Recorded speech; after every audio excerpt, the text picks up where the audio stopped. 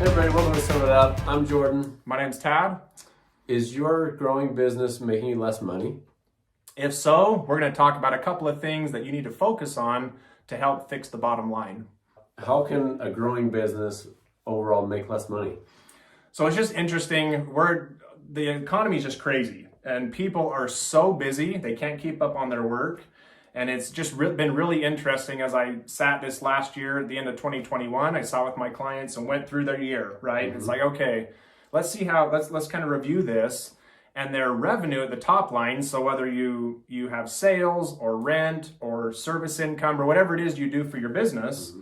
many of them were like 20 or 30% higher than the previous year in gross revenue. So before any expenses, all the cash they brought in to begin with, right? Mm-hmm. And so we're thinking, okay, great, this is awesome. But then when we started to really go through their financial statements, their costs went up at a much faster rate than their income did. And so at the end of the day, I had several of my clients that said it was really frustrating. They made 20 or 30% more than 2020, but they actually brought home less in 2021. And there's a couple of reasons for that. That's why we're doing this video. There's some things that we think are really, really important to focus on. We're not going to be able to cover everything, but we want to point out maybe, 2 or 3 things that you need to pay attention to make sure that you can curb this inflationary period. You look at what you go to the fast food restaurant, you can make 15 to 20 bucks an hour working at a fast food restaurant, right? Like who would have ever thought that? And so for skilled labor and professional services, you're having to pay a lot of money per hour, much more than you ever did before, just to get somebody in the seat. Yep. And I think my clients can relate to that. They cannot find enough good helpers to get the job done. And so they're all working. What happens if you don't have enough people and you have too much work?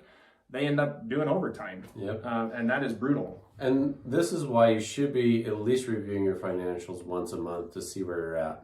One of the most important financial statements I really like to use is the profit and loss by percentage of income, because that will show me if my expenses are growing faster than my income. Especially if I do a comparison against last year, that really helps me to see, okay, I got to figure something out because I'm making less profit in my business because I'm either adding more employees, right. Or if you are a product business, a contractor, right. You've got to be on top of those costs, or otherwise it gets out of hand pretty quickly and you start to lose your cash flow. Right. And so just a couple of things I noticed when I sat with clients the last few months was specifically, I work with a lot of contractors, mm-hmm. and their cost of goods sold. Meaning construction, right? General contractors. Right. So yeah. General contractors, all of their subs, so electricians, plumbers, builders of any sort in that industry. And you look at their revenue, it went up almost every time for my clients. But so if you look at your financial statements, it goes from income to cost of goods sold. The cost of goods sold is going to include things like materials and supplies and direct labor to get a job done. So if you're, just as an example, if you're a concrete company, right, the revenue you bring in is the top line, and then the next slide, the cost of goods sold is going to be things like the concrete mud that you bring in, the rebar, and then the labor to actually pour and do those things. So what I saw is the top line revenue, that the top income, it went up by 20%. Mm-hmm. The costs, what happened with COVID? COVID totally screwed the supply of materials. And so right. People were paying a premium to get supplies. The problem is they didn't do a very good job of planning ahead, or were unable to plan ahead. Their materials would sit on the boat for 2 or 3 months, right? And by the time it got here, they had already quoted their prices. Yeah. And so now they're eating the cost. Yeah, it's really hard to go back to a client and say, hey, I need to raise your price of your house by so much because the cost of materials went up, right? You've already told them this is what the house is going to be. And now you got to go back and tell them, or you just, like you said, you got to eat the cost. Right. And so they did it. So I saw that just and we're going to try to give you little tidbits of like kind of a remedy to fix that. What they ended up doing is having these things called escalation clauses. So it's the builders would say, hey, this is what the price is, but this is only good for a certain period of time. And as the price comes in higher, then that's going to be passed on to the client. So a house that they thought was going to cost them $500,000 to build sometimes cost them $550 or $575, right? Yeah. But the builders had to do that. Otherwise, they were going to end up building it not just for free, but they were going to end up losing money on the deal. And so that's one thing that you can do in your business is set things so that you're not quoting a price before you know what your hard costs are going to be. And the hard cost of goods sold is a big piece that I saw them miss the mark on with that. And we realize it's hard in business to always keep on top of what you're spending, how much you're spending. That's why it's so important to look at your profit and loss statement every month, your balance sheet, to constantly see where you're at least once a month, sometimes weekly, depending on the size of the company, sometimes daily, if it's a really large company. You have to keep on top of those costs and make sure that your company is still profitable. And one of the things I found was a problem is you would see the top line revenue go up, but the revenue included in revenue is accounts receivable.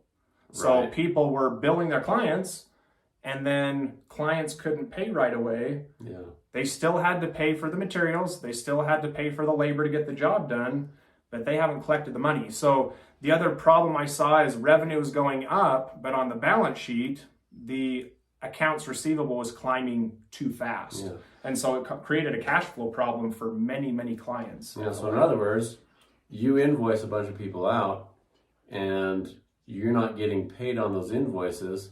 So it kills your cash because you're still paying for expenses as you go.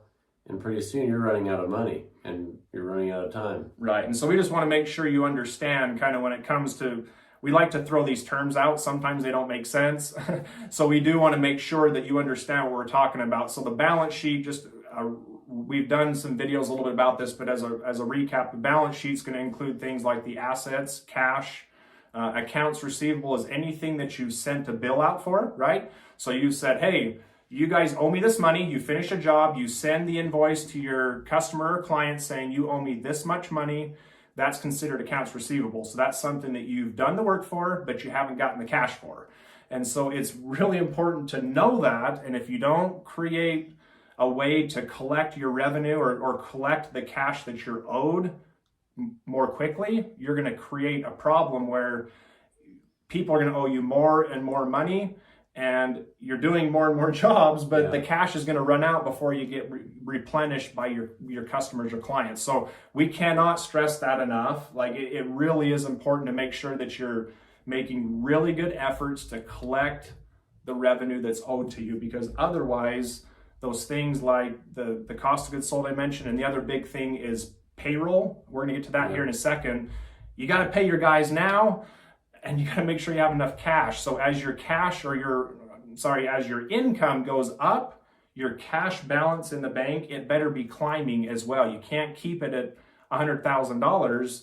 If your revenue has doubled, your cash in the bank should at least double to make sure that you're being able to cover some of those costs until you have to be able to have enough money in there to make payroll and to pay your expenses. Otherwise, you're going to be in trouble. You're going to start looking for loans and other ways to finance your business.